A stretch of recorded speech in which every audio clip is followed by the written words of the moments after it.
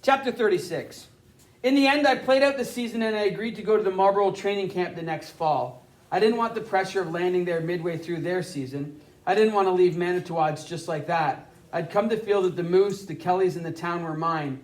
I went to school. I'd started working part-time at one of the mills. I was known wherever I went. I'd come to a place in the world that I could live in forever, wanted to live in forever. I couldn't leave before I was ready. Making myself ready was hard, but Virgil stayed by my side. We ran the hills outside of town. We did wind sprints up and down those rugged slopes, and he pushed me harder than I'd ever been pushed before. He cut an 8-foot length of birch, made me put it up across my shoulders and run uphill with it. He made me bound the talus boulders like Father Laboulier and I had done. Only now I did it with a 30-pound pack on my back. He fashioned a harness out of a broom handle and some rope, and I used it to raise 50-pound bags of cement off the floor by rolling my wrists. We went to the dump where he set up rows of tires and had me jump back and forth between them with my feet tied together. When I got so I could do that easily, he made me do it faster. I took a lot of tumbles among the trash. Occasionally, he took me to the bush and I'd chop a tree down. It would take hours, the axe in my hands getting heavier and heavier as I pulled my way through it.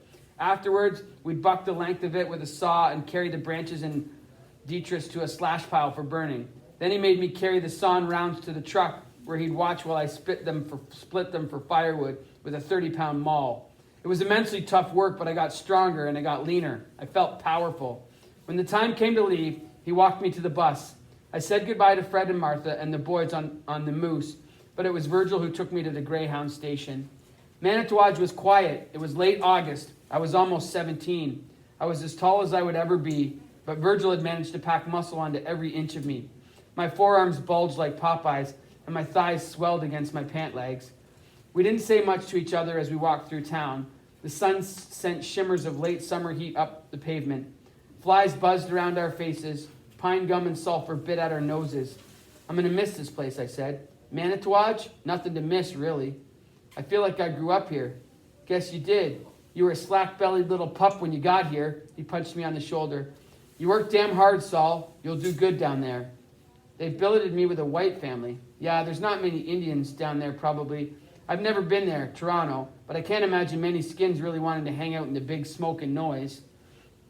He stopped to light a cigarette. He offered it to me, and I took a long drag before returning it, though I rarely smoked. We sat on the set of steps outside the bus station and watched traffic eke by.